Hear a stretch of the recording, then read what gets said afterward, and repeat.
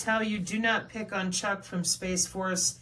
His point about foreign actors, duly noted, and I'm trying to back up everybody and anybody that is trying to be helpful with triage, etc.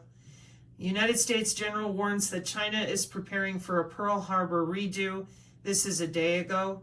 Brigadier General Doug Wickert, 412th Test Wing Commander, delivering a sobering assessment of China's growing military capabilities during a recent briefing.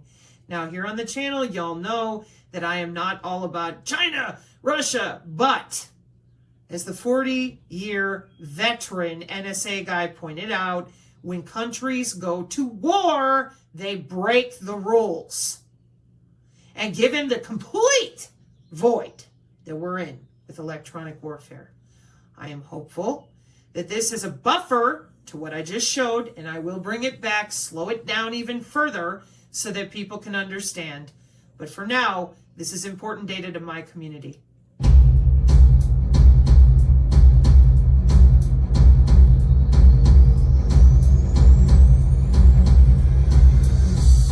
So that's Edwards Air Force Base right there. We couldn't do what we do without this. And I wish I'd zoomed out a little bit further on this photo so that we could have captured Bakersfield and all of Congressman Fong's district. But this really is, the Aerospace Valley is incredibly important. If you go to the next slide for me, please. We couldn't do what we are doing up at Edwards Air Force Base without the community. You know, the vast majority of our folks live in the Antelope Valley. We are partnered together. That photo that we had before just shows how tightly coupled that we are. And the picture that I'm going to paint for you, the context that I want to put the time of consequence that we're currently living in, we play a very important role. We always have. So we are preventing World War III with the B-21. It's actually very easy. My job is incredibly easy. You know, part of my role is to Chief Stoltz and I is to motivate the workforce to come to work, but they know that they're working on this in order to prevent the next war, deter the next war, or if worse comes to worse and it happens, that we have capability that we need to prevail in that war. But hopefully we don't get there. It's worth taking a little bit tour before we dive in. So go ahead and go to the next slide for me, please. So here's Edwards. And let's zoom out. Go ahead and go next. And their Warsaw Pact Axis outnumbered us by 2-to-1, 3-to-1, in some cases 8-to-1 on a force ratio. We were not going to compete on numbers. We made a decision in the 1980s, and it happened here in the Aerospace Valley. We made a decision that we were going to compete on technology. Next slide, please. And so we invested, what we now call the second offset, we invested in a series of technological leaps in order to counter the strength in numbers that the Soviets had. So that's where we saw the investment in stealth, in precision navigation, GPS, laser-guided bombs, command and control. All these capabilities were developed here, largely. I mean, they were developed in a lot of places. The vast majority of those efforts and those development efforts happened here in the Aerospace Valley. And this is why the Cold War ended. The Soviets could not keep up with us. And so we successfully navigated, World War III could have been with nuclear weapons, a nuclear exchange would have been likely civilization ending. And the fact that we're here today is because we successfully navigated the end of the Cold War. The difference now is we, in the 1980s, as we ended the Cold War, we had a technological advantage over the Soviet Union. The Soviets did not have this. We no longer call the People's Republic or the People's Liberation Army, we no longer call them a near-peer adversary. They are a peer adversary. Next slide, please. And so if we look at what has happened since the end of the Cold War, there's really been three epochs of time. So we had the Cold War ended, and then we had this, it was the end of history. There was a book by a Japanese historian, Fukuwama, I think was his name, I might be butchering his name, the end of history. So there was this unipolar moment where we took the peace dividend. This is the time that I was at the Air Force Academy. The Air Force was downsizing, the Armed Forces were downsizing because we didn't need it anymore. And it was actually a great momentary time, another period of great growth and prosperity through the 90s. That ended on 9/11. And so we see these three epochs were separated by two culminating events. The Berlin Wall, the end of the Cold War, was one of those culminating events. Another culminating event was 9/11. The world changed on September 11th, 2001. And that's where we entered this period of violent extremism. And we had the global war on terror to counter that violent extremism. That is now over, thankfully. But unfortunately, we are entering this new era of great power competition. We have not had a culminating event that has defined the start of that period of great power competition, at least not yet. And that's the question, is there going to be a culminating event that wakes us up? And that's part of the reason I'm so grateful for the willingness. We've got all the right players here to start to have this discussion with the community, because it could very likely be that the culminating event is here, attacks on our infrastructure that affects everything. Next slide. And so it's worthwhile going back, as we're talking culminating events, just to go back and take a look at a historical culminating event, since we're taking a peek at history with only 18 minutes of error. If Admiral Hirohito had said, hey, on Sunday morning at 7:30, we're going to bomb Pearl Harbor, we might have listened to Admiral Hirohito. Or actually Admiral Yamamoto. It was the PLA. He says, I want a modern military. And then about the 2019 timeframe, he gave it 2035, and then he moved that date up to 2032, and then he's moved it forward. So he has moved it back in time to give a more aggressive target, because he is afraid of an inability. And so that 2027 date is the latest date. And I'm going to show you the growth that China has made towards that 2027, and it is absolutely staggering. So go to the next slide for me, please. So here's the, and it's a bit incorrect historically to talk about a reunification of Taiwan.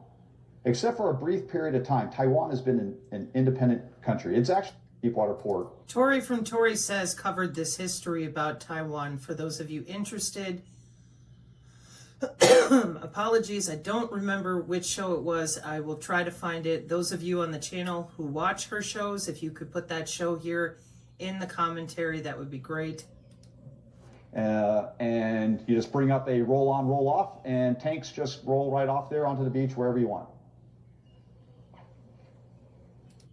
They just commissioned this ship in January. This is a frigate. It's designed for anti-submarine warfare. Normally, so for example, when we do RIMPAC, we announce years in advance, hey, we're about to do RIMPAC. So that, again, that air defense identification zone. So in the case of Taiwan, it's the median line. So 90 miles across, we drew a line right down the middle, and we said, okay, over here, that's the People's Republic of China. Over here, it's the island of Taiwan's.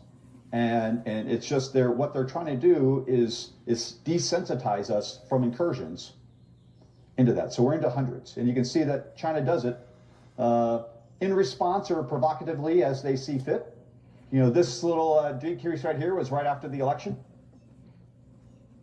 And then are built in Taiwanese fabs. Like, you know, there's a different heritage, and they're not quite Chinese. They're still Eastern Asian, and you know, so maybe we should just kind of let that go and not start World War III over the island of Taiwan. 95% of the advanced microchips are built in Taiwanese fabs by TSMC. TSMC is something different that we do up at Edwards. TSMC. 95% of the advanced microchips. Now we're in the process of building some fabs here. We don't have them. So one of the things that we have tried to do as artificial intelligence, again, we're one of those inflection points, a decisive decade for another reason, is we are denying the export controls on advanced microchips to China. Excuse me. Do you think Chairman Xi would have any qualms whatsoever if they took over Taiwan? of denying access to those microchips now that they are writing the rules to the US. So it does matter for lots of reasons. China has built at a staggering speed. The rate at which they've built all those ships and built that Navy and built that Air Force, built that rocket force, built the hypersonics missiles, has been staggering. But they do more than that. They are also targeting our critical infrastructure right here. We know that the Chinese have infiltrated our electrical grids. There is Chinese malware on all the SCADA systems that control electric power communications. The first indication that we have that the invasion of Taiwan has started is probably that the lights go out and that the cellular network doesn't work anymore. If it did work and you could still log into your bank account, you might not actually see anything because all the records might be scrambled, it might be confusing. There's a way to actually attack us without attacking us. Next slide. And so just as an indication, it wouldn't be that easy. So if you remember that blackout in 2003 that affected the entire Northeast, and so we're talking about the Eastern Interconnect, there's 3 different regions. When you put current down wires, they tend to sag. So during the summertime when the wind's not blowing, the electrical wires can sag. And if it turns out that there's trees there and they sag into a tree, you can actually short out a line. So that actually happened in Ohio. This little line going up to Cleveland sagged into the line. So that one came off, was kicked offline because it shorted out. Not a big deal, pretty resilient, right? But then the next one sagged because it was carrying more current. It kicked offline. So now more current is flowing this way. That one sagged, that one sagged. Now all of this power is flowing just from there. That actually sets off a chain reaction of reactive power being out of sync with the rest of the grid and leads to a rapid domino effect of the entire grid going down. It's fairly balanced, finely balanced all the time. And if you disrupt it, the entire system can collapse. And that's exactly what happened. Ultimately, 55 million people lost power. 100 people died during this from the power loss. It was only for a couple hours. Think about if the electrical grid goes down for 6 months, because that could happen. Now, the system's not as fragile as it was in 2003, but that was a treat. That was just a natural warm summer day. Everybody turned their air conditioners on. The line's going. Before he continues, for those of you that continue to be confused, when I show you cyber physical systems, that is the United States Department of Commerce. Welcome to the power grid. Welcome to your cyber physical backbone with your body area network. And the microgrids and the LoRa, etc., etc. National Institute of Standards and Technology. He said SCADA. What is a SCADA system? Supervisory control and data acquisition is a combination of hardware and software that allows organizations to remotely monitor and control industrial processes. It gathers real-time data from various sensors and equipment, enabling operators to make informed decisions and adjust operations. You have heard me say multiple times that this is a SCADA system. We had SCADA engineers on the channel. Some of them worked for a year to try to communicate with other employed people. They wanted nothing to do with telling anybody about the bands. Welcome to your industrial Internet of Things, with real-time, swarm, ambient, and cognitive protected. And then your distributed context-aware computing in the same industrial Internet of Things that will drop those lower tiers, fog, dew, mist, roof, edge, cloud, by, to protect grid, wearable, pervasive, ubiquitous bodies and power by, if something horrible happens, Those top 4 are protected where the others are not. And they pick up ambient and cognitive, and then the bodies and the power grid, your wearables, your bioelectronics, you're pervasive. That means you're embedded. System on a chip, maybe. This is computer networking through human bodies. This is computer networking to defend the country. This is computer networking with the Internet of Things, which is now the Internet of Everything, for over a decade. This is why I stressed to those of you what R&D is and how it works, and I begged you to stop lying to people about where we're at with bioelectronic blueprints and medicine. Because I understand that there are people out there right now, that would really prefer to be able to be at home with their loved ones, but they're dealing with wetware in foreign hands, in bad actor hands, in cartel gang hands, and the American public is clueless. You're connected to the power grid. It ain't a maybe. That's a hard decision with things like the Siemens digital twins. And that decision didn't come out of nowhere. It comes out of the United States Department of Commerce. Human. Now, back to the gentleman explaining to you, this is also the last time I am going to say your cucks boxes for me, Sabrina. I live in West Virginia. There were multiple changes to our dollar store locations. And then out of nowhere, that box came up in the red phone community. And I'm like, oh, the same thing. What are you guys doing? That's a different type of hardware. And they said, oh, but I've used Linux to write a proprietary type of encryption algorithm, whatever. And I'm like, I'm being nice about this. I said, you're not getting around the military. Are you kidding me? And that's without getting into special access projects. You know what you said? Several of you? Well, her boobs are prettier. They lied to you. But her boobs are prettier. You've got to be kidding me. This is foreign and domestic national security. Yeah, but her boobs are prettier. Fucking A, ridiculous. Now, we don't have a lot of trees around here, but there is Chinese malware in the SCADA systems on our grid. They are in all of our critical infrastructure. Next slide. Okay, hang on. Down for 6 months, because that could happen. Now, the system's not as fragile as it was in 2003, but that was a treat.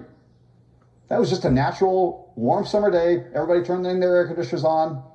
The line's going. Now, we don't have a lot of trees around here, but there is Chinese malware in the SCADA systems on our grid. They are in all of our critical infrastructure. Next slide. So, China has more cyber operators than the rest of the world combined. There was an article in The Economist last week, Tracking the Hacking, is what it's titled, that overviews all of the operations that China's done everywhere that they are, and by a person for person. In fact, earlier, it was actually at the start of March, we're now in April, but we just indicted 12 named People's Liberation Army cyber operators. We indicted them in federal court. Now, of course, they're living in China, so unless they ever come here, we're probably never actually going to. But we've identified them. Go ahead and bill for me. So this is a list since 2024 of all the cyber attacks, named cyber attacks, known cyber attacks from China, originating from China. The designation that we use, typhoons are attacks that originate from China. Dust storms are ones that come from Iran. Blizzards are cyber operations that start from Russia. These are the named operations. Go ahead and build for me, and I'll mention just a couple of them. So Volt Typhoon, we've known about since 2019, 2020 timeframe. This is Chinese malware in all of our critical infrastructure: water, electrical, communications, oil, air traffic control. They're in the SCADA systems. We know that they're there. We can't actually get them out. So that's Volt Typhoon. We've known about that one for several years now. What just emerged late last fall, Salt Typhoon. Salt Typhoon, we know it's been going on since 2021. This is 9 different U.S. telecoms companies have been acknowledged that the Chinese have gotten access to their servers and have complete phone records of all of the phone calls from those telecommunications, to include my government phone, to include when he was candidate for president, candidate Trump, Mr. Trump. They have all of his records for the last 4 years. Vice President Kamala Harris records they had. The vice presidential candidate at the time, Mr. Vance, they had his phone records. So they know every single person that every government phone, as well as everybody else's, has had. That is deeply concerning, particularly as you look, just how often we are using messaging apps and other types of things. There's concern about if they're CIA operatives, and who have they called in China, and so maybe that we've just uncovered human. So that is Salt Typhoon, and we still can't kick them out. We know that there's 9 telecommunications companies that are affected. We know that they're still in the system. Once you have admin privileges, it's very, very easy to hide. This is what is known as advanced persistent incursions. Yep. And it's something that all those cyber operators in China are very, very adept at doing. Welcome to cybersecurity and network-centric warfare. The newest one was just named last month, Salt Typhoon. This is China's cyber operations targeting our cloud services. Anybody use Microsoft Teams for anything? Amazon Web Services? All these cloud services that we're becoming reliant on, this is the targeted operations against cloud services. China is doing it. Next slide. And there's a lot of them doing it. Next slide. So I do want to be very, very clear. I've been picking a lot on Chairman Xi, and I think he deserves it. We do not have a beef, though, with the Chinese people, with the people of China. There is a very, very long and rich heritage and cultural history, 6,000 years, probably the oldest continuous civilization on the planet is the Chinese civilization. We have no disagreement with the people of China. They are actually probably suffering just as much under authoritarian dictatorship as we will if Chairman Xi decides now's the time for China to emerge as the sole dominant superpower of the world. And oh, by the way, I got the army to do it if I want to. So again, it's very, very important, I think, as we talk. I try to be very careful, and I think we all should as we're doing this, is that we don't say, China's doing this or the Chinese this or that. That's because right. It's not about the Chinese people. That's right. I mean, I consider ourselves, we're probably on the same side. They probably don't like living underneath authoritarian communist, Chinese Communist Party leadership. It is specifically, we are trying to change Chairman Xi's calculus with what we're doing up at Edwards Air Force Base with the capability that we're developing. And it's also a dire picture. I am actually optimistic still. Next slide, please. There are 2 books that go to Bill for me. So if you want to read more about kind of just the geopolitical situation that we're in, here's 2. So the one on your left by Brands and Beckley. They are professors at Johns Hopkins University. They are both fellows of the American Enterprise Institute, which is a conservative think tank, apolitical but conservative. The Danger Zone. They paint a no end of scenarios. It's very easy to imagine a series of scenarios that just result in World War III, to include, kind of the attacks on our critical infrastructure here. So this is a war. If this war happens, it's going to happen here. It's going to come to us. We are going to feel the effects. This is not just the people of Taiwan. This is not going to be like us watching the news and seeing what's happening in Ukraine. This is something that's going to happen here, and that's why we're having this conversation. So this one is probably scenario kind of scary. This one is hopeful, optimistic. So Kevin Rudd he paints a picture of an avoidable war. So Kevin Rudd is the Australian ambassador to the United States right now. He was previously Prime Minister of Australia, and then after that, he was actually Foreign Minister. He studied in China. He's a fluent Mandarin speaker. He knows China very well. He understands Chairman Xi. He's actually written a second book just on Chairman Xi. He also knows the U.S. very well. He has spent time in school here in the United States as well, and has been the ambassador here. So he understands both of these countries. And so the avoidable war is his prognosis on how do we avoid World War III, potentially civilization-ending war between the United States and the Chinese Communist Party. Next slide. The other reason that I'm optimistic is because we're actually talking about it right now. So just like those cavemen, even before the Roman Republic, where they were stacking up their stones at the entrance to the cave just in case that other cave clan came by. We are preparing for war right now. Human bodies are connected to the internet since 1995 with body area networks. Your fiber connectivity I just showed you from the National Science Foundation, those images are from 2004. Your Stargate project clipped your remote viewing garbage, because that was all about the bands and the memes, in 1995. And that is when what you're looking at right there, the body area network, went commercial, 1995. Now, if it's good enough for that Edwards Air Force Base employee to get up and tell you, we got problems in our power grid, we got problems with going to war with other countries, and the people in AI and machine learning are very clear about the problems that are going on with competition, rogue AI, all sorts of different ways that they are competing worldwide.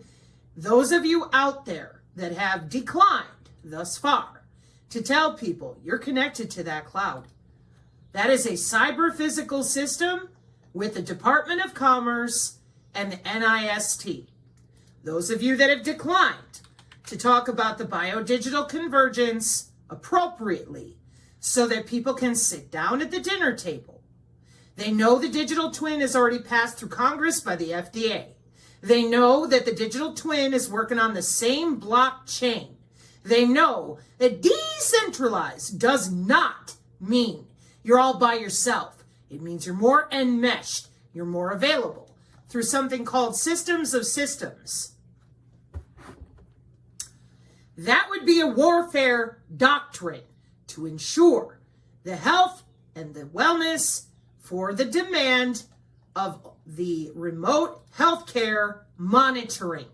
That's why you're more enmeshed. You're not a cyberpunk. You're not out by yourself. You're surrounded by sensors. None of this was an accident. All of this has been built since the 70s. It's your Internet of Medical Things.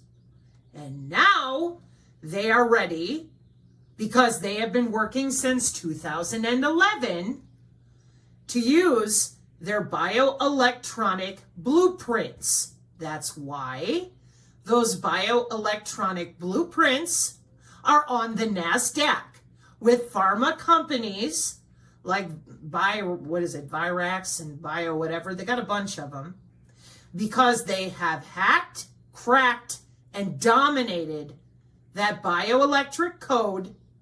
They know what the morpho fields are. The biofield, formerly known as the aura, is wide open to them on that intra-body network under the skin.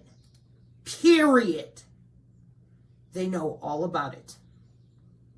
Now it's time for the people in our community to lead by example, as we have been, and continue educating where we can, because they're going to give you a disease and take it away. Yeah, electrically. Yep. But nothing. Welcome to bioelectronic medicine. And all of this is still the same exact human anatomy that disappeared from humans about 100 years ago.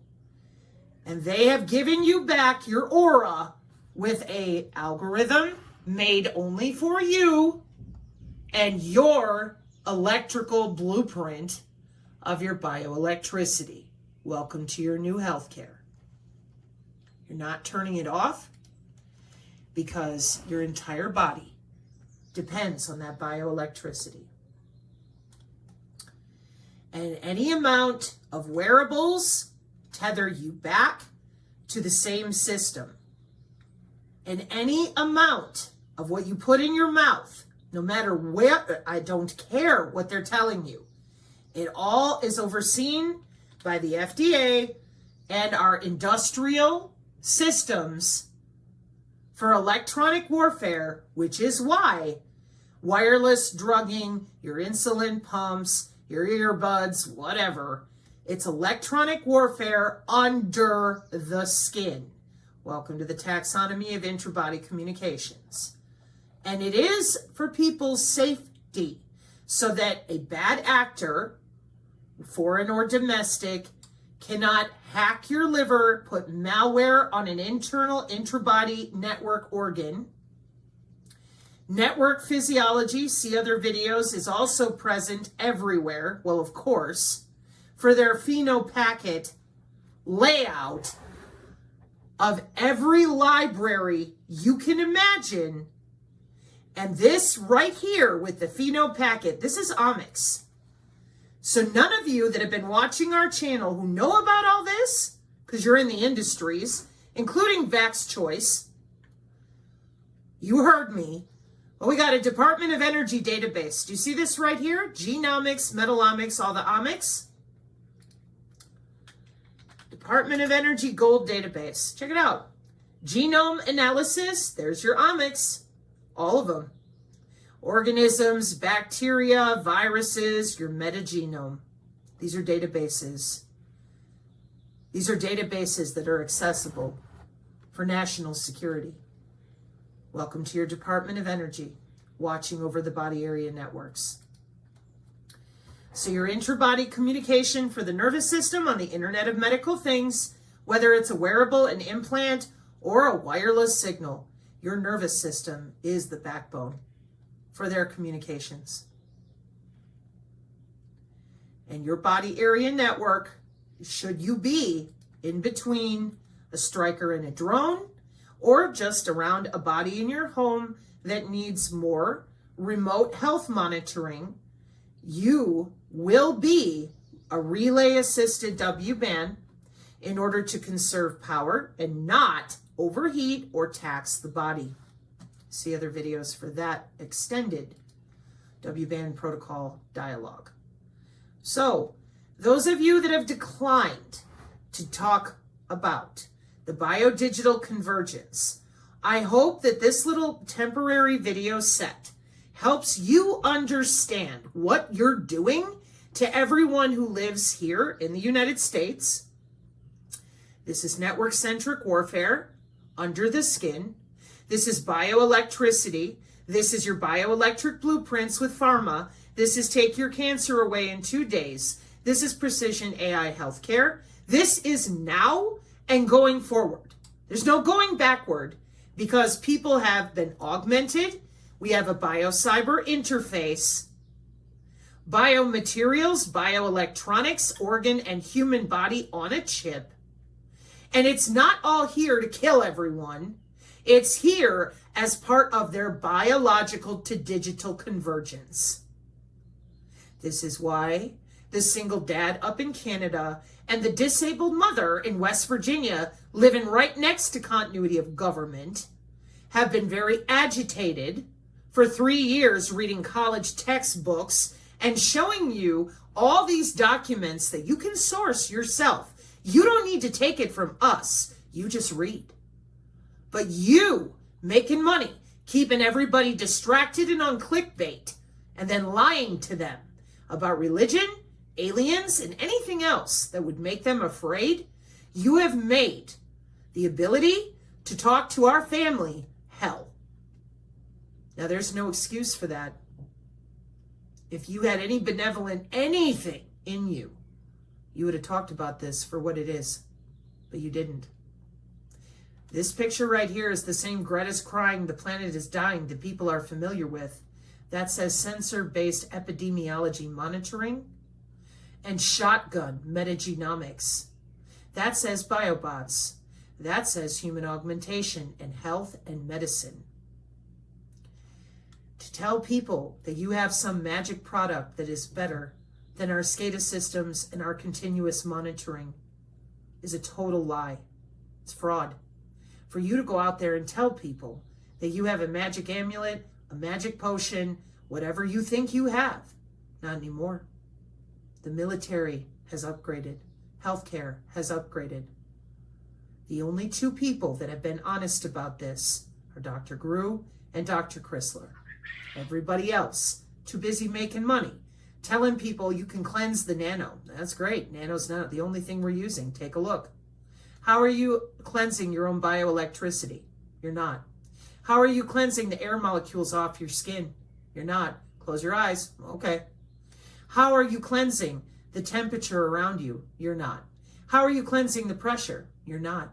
How are you cleansing acoustic, optical, vibration? You're not. But I got the Tony the Nano Bucket guy or the triangle. That's great. It doesn't change anything I just mentioned. This is a fully deployed system without getting into the metamaterials themselves with the graphene and the synthetic nanotechnology that Tony's nano triangle goes after. But those are not the only sensors. And when you destabilize your body with cleansing repeatedly, you can do more damage than help for your overall health because your body has to have time to heal. Your body has to have time to what? Balance. So I'm going to ask it again to every single one of you that refused to talk about the bioelectronic blueprints that are making big money with your patches, your quantum healing wands, your quantum med beds. You call it quantum and people have no idea what you're talking about. You're talking about the intra-body networking for cybersecurity. And you didn't tell them what happens when we disrupt your bioelectrical homeostasis, when your quantum apps and your quantum healing wands are logging in. No different than the doctor here logging in to look over their patients for a basic biosignal check. You didn't tell them anything. You said it was magical. Therefore, now that I have went ahead and shown Edwards Air Force Base, now that I have went ahead and done my due diligence for my community, I strongly encourage those of you out there, pick anything that you feel confident explaining and get busy. Because I don't think anybody's going to say a whole lot. They want AI adhesion. Who's they? I don't know. I don't think everyone in our military agrees. I don't think everybody in our government agrees. And I think that's why we've had so much trouble talking about things for what they really are. In this video, we're going to talk about HTTP, secure HTTP, and SSL. Now, HTTP stands for Hypertext Transfer Protocol. Thank you, HTTP and SSL. I don't think they all agree. And that's important because it gives us the opportunity to continue to educate our friends and neighbors. Last thing. Here on the Synergy channel, it's very simple. Magnetic human body communication uses magnetic fields to transmit data through the human body. You click on images and you ask them, what does that look like to you? Kirlian photography. Yep, but it's not. Welcome to your aura. Then biofield, Wikipedia, okay? Wikipedia first because they're gonna scream that the aura is fake and fake, fake, fake. Take them down here to medicine, explain the science of bioelectromagnetics, okay? Then you show them biofield physiology on the National Institute of Health 10 years ago, and you say, listen, medical physiology, cell biology, and biophysics provide the framework within which evidence For biofields, their proposed receptors and functions is presented. Examples of clinically relevant biofields are the electrical and magnetic fields generated by arrays of heart cells and neurons, ECG, EEG, all that stuff.